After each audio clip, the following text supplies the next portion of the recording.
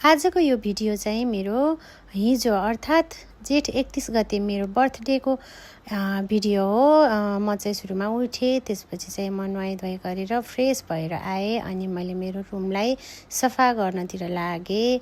त्यसपछि मैले आफ्नो रुमलाई सफा गरिसकेपछि यतातिर बेडहरू मिलाएँ अनि त्यसपछि चाहिँ मैले पूजा गर्नको लागि पूजाको भाँडाहरू धुन धारातिर लागेँ अनि मैले पूजाको भाँडाहरू पनि धोएँ अनि यता पूजा कोठाको वस्त्र थियो त्यो पनि धोएर मैले सुकाएँ अनि म चाहिँ फुल टिप्नतिर लागेँ अनि रङ्गी चङ्गी फुलहरू टिपेर धुबो टिपेर मैले ल्याएँ अनि म चाहिँ आज मेरो जन्मदिनको दिन म अनि पूजा गर्न मन्दिरतिर लागेँ। मेरो चाहिँ रुममा एउटा सानो मन्दिर छ, त्यति ठुलो ठाउँ नभए पनि मैले एउटा सानो ठाउँमा मेरो भगवानलाई सजाएर राखेको छु। मैले जस्तो सकेको छु त्यस्तै।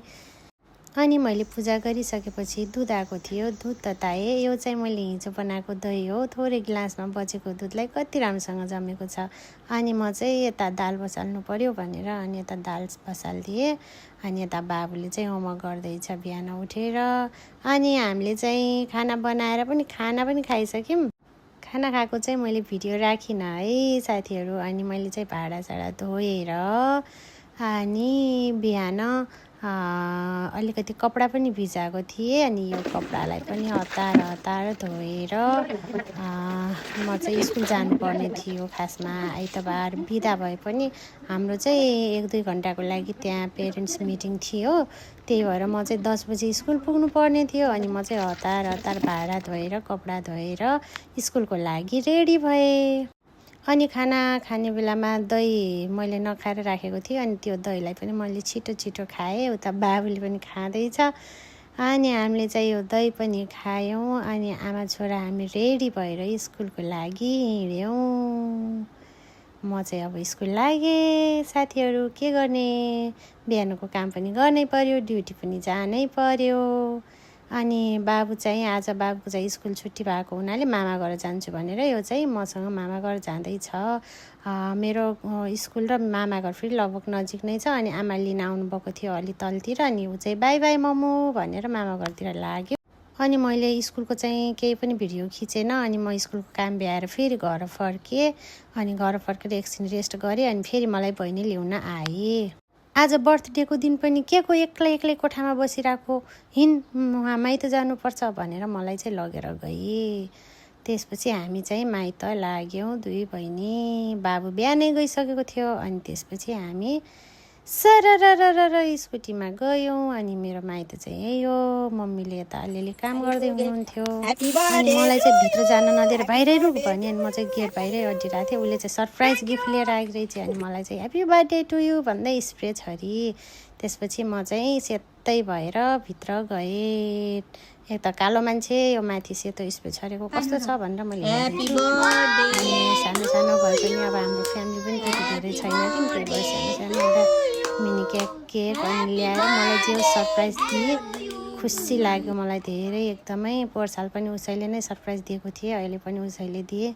अनि त्यसपछि साना बुढाबारीसँग बसेर ह्याप्पी बर्थडे पनि मनाइयो खुसी भएर। स्प्रे फेरि अलिकति मेरो आँखामा गइगयो अनि त्यसपछि मम्मीले टिका लगाइदिनु भयो। अनि ऊ केटारीले केक खानालाई कसो गरे खाने हेर्नुहोस् त साथीहरू।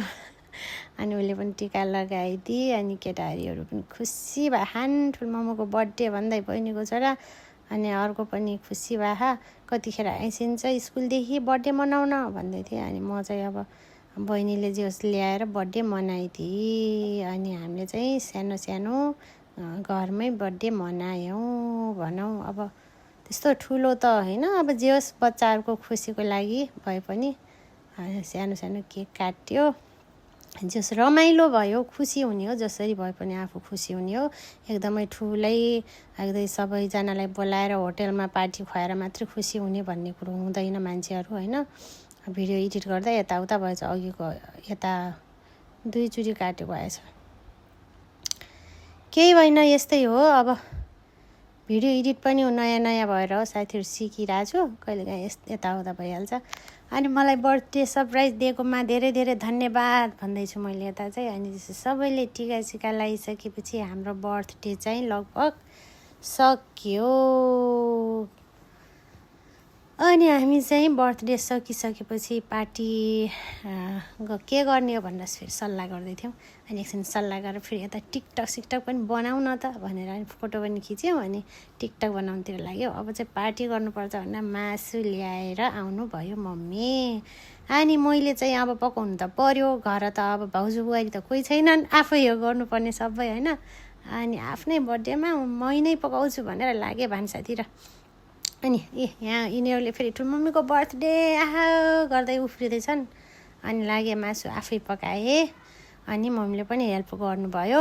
यहाँ यसले चाहिँ बहिनीले चाहिँ अब यता यिनीहरूलाई हेरिरहेको छ। एकछिन नहेर्ने पनि फेरि यिनीहरू लडिरहन्छन् साथीहरू। अब के गर्ने, मम्मीले चाहिँ टन्नै तरकारी फलाएर राख्नु रहेछ। साग टिप्नुभयो, बोडी टिप्नुभयो। अनि त्यसपछि बारीमा एकदमै राम्रो तरकारी फलाएर राख्नु रहेछ। अनि तरकारीहरू टिपेर ल्याउनु भयो मम्मीले। मैले उता खाना बनाएँ, हाम्रो खाना पनि पाकेर रेडी भयो। मैले फेरि खानाको भिडियो हालेन है, खै किन हो। खाना खान लागेको भिडियो चाहिँ मलाई खासै हाल्न मन पर्दैन भनौँ कि के हो खै, त्यति हालेन मैले चाहिँ। अनि हामी चाहिँ खानासाना खाएर खुसी भएर त्यो दिन त्यसरी नै बितायौँ। मलाई जन्मदिनमा जसले शुभकामना दिनुभयो हजुरहरूलाई धेरै धेरै धन्यवाद। आजको मेरो यो मिनी भ्लग हेरिदिनु भयो, हजुरलाई धेरै धेरै धन्यवाद। धेरै माया गरिदिनु होला, साथ दिनु होला, सपोर्ट गर्नु होला साथीहरू। लौ त बाई बाई, फेरि भेटौँला है अर्को भिडियोमा।